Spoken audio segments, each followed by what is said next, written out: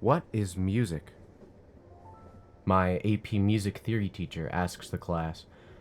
A cacophony of answers erupt. The melody, the harmony, the rhythm. What else? He peers at us, then, hearing silence, looks at us disappointed. Rests. Without rest, without silence, music is just noise. Nothing is the most important part of music. Melody, harmony, rhythm, all of it is meaningless if there's no silence, no breaks. A pure amalgam of notes is not music. Nothing matters.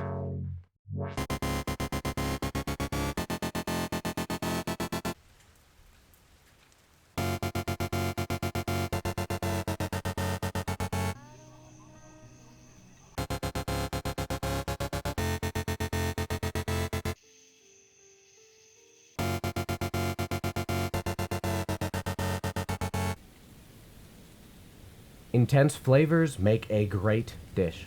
One of my favorite sauces to make is a Dijon rosemary pan sauce. But try eating a spoonful of mustard, and it won't give you the same enjoyment. Ooh. The same applies to life.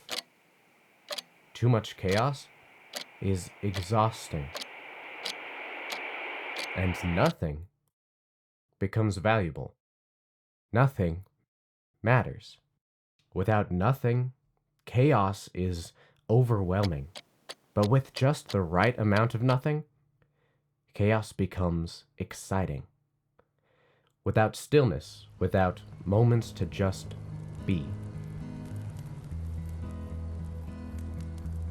Games turn into an endless assault on the senses, a ceaseless barrage of combat, action, stress, the anxiety of losing your souls, desperately trying to make it back to a bonfire. If the game never lets you breathe, it all becomes meaningless. Even if you're a high-stress gamer like me, craving that intensity, we as humans are highly adaptable, even to chaos. What can be hectic, we get accustomed to. If anxiety is ever present, we eventually let it fade out. Ask any Dark Souls enthusiast whether or not they still get the same anxiety when fighting Ornstein and Smo on their 13th run through the game that they did on their first. Here we go. Okay. God damn it. Don't tell me I died. To keep us on edge, we use beats of rest. They force that stress to go immediately, instead of letting it slowly fade away. That's why games that let you do nothing stand out. They simply understand the power in resting, observing, sitting down in a world, and simply existing. Think about it.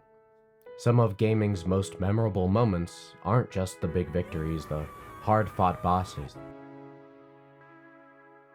the emotional beats, or the bugs that devs convince us are features. It's the quiet moments. Watching the embers of a campfire in Red Dead Redemption 2, listening to the hum of insects in the air. Standing at the peak of a mountain in Breath of the Wild, gazing over the world.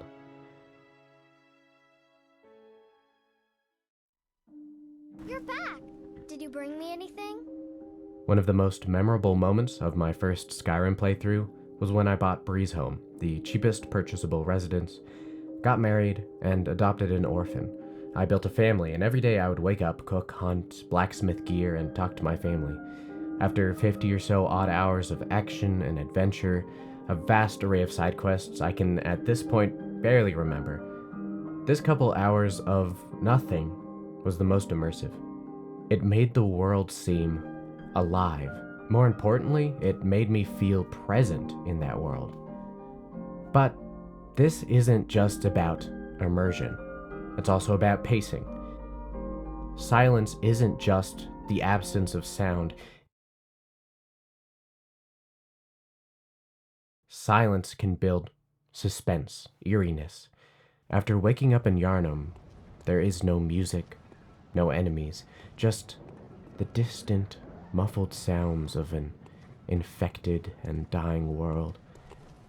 You feel this pressure building up, like at any moment something could jump out at you. Silence can also calm. After barely surviving your encounter with a monstrous colossus in an epic and cinematic battle, there's no music. There's only the sound of wind and your footsteps as you begin your transition into deciding what to do next. Silence can also intensify moments. The emotions Ellie experiences in Joel's death scene are so explicitly communicated to the player by the silence. Her overwhelming rage and distress completely blurs out her perception of anything else in that room. And this is so powerful. And maybe that's what some modern AAA game design doesn't understand. So many games are trying to push for more action, more mechanics, more content, more realistic visuals, but sometimes the most powerful thing a game can do is strip the player's actions down to nothing.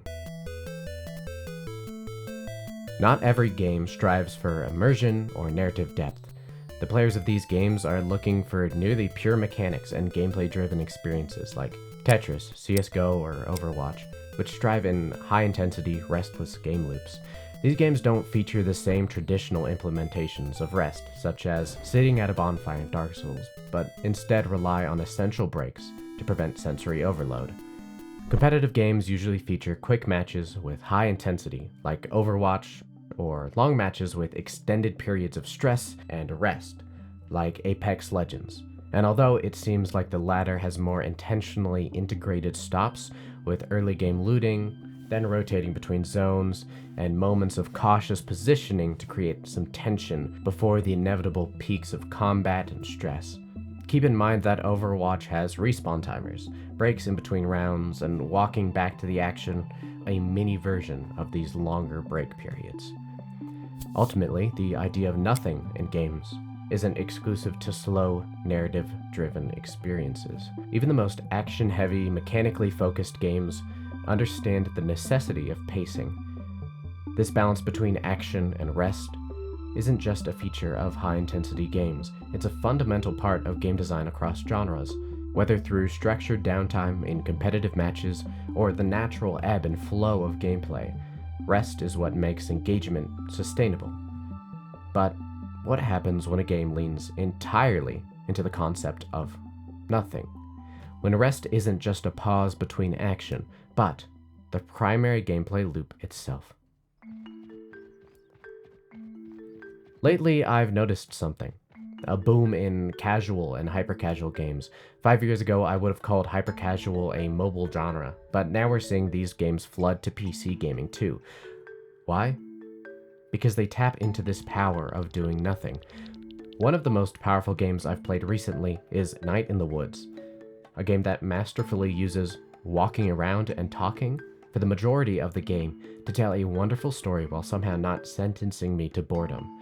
While it's technically a platformer, it saves this mechanic for very specific sequences. Sequences where environmental storytelling is in the forefront instead of oral storytelling. This nothing enhances the immersion. It feels real. It's reminiscent of a visual novel in terms of overall experience, but this is elevated by the ability to explore the world and create your own story that isn't wholly dependent on branching dialogue. I believe that this is a brilliant reflection of the entire casual genre. This nothing is something that I think most modern AAA games fail to replicate, or overall don't attempt. Think about Cookie Clicker, the idle progression or incremental games.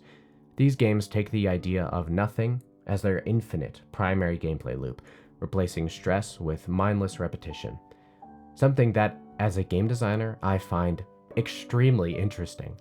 When we talk about something mindless, the term flow state usually floats around. Get it? It floats around. Ayy! Flow state reflects when a game is balanced to the state that it is challenging, but not too difficult. We get in that state of semi-dissociation, losing track of time. I think that when making games, we can easily define fun as this flow state, only being created in that gap between difficult and effortless. But I would argue that there is a small space in the easy and difficult sides that can still fulfill our flow states, at least for some of us. We have these ultra difficult games and hyper casual games that are successfully able to entertain us, their difficulty aside. And the thing is, hyper casual games are proven to work monetarily. Think about the majority of mobile games. These games alone rake in billions, making them a secretly massive genre, monetization-wise. I bring up these monetary and industry statistics to prove the point that games don't have to rely on a compound of diverse game mechanics and genres.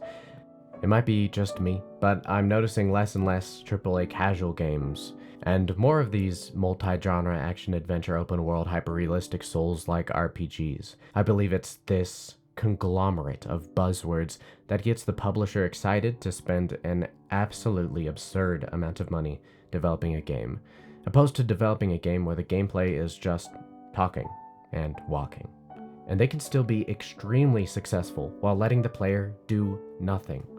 This isn't to say that we shouldn't be pushing for more complex worlds and game mechanics and interesting things in new games, but the complexity of these isn't something that necessarily makes the game better or more immersive. Sometimes the most immersive thing a game can do is let you do nothing.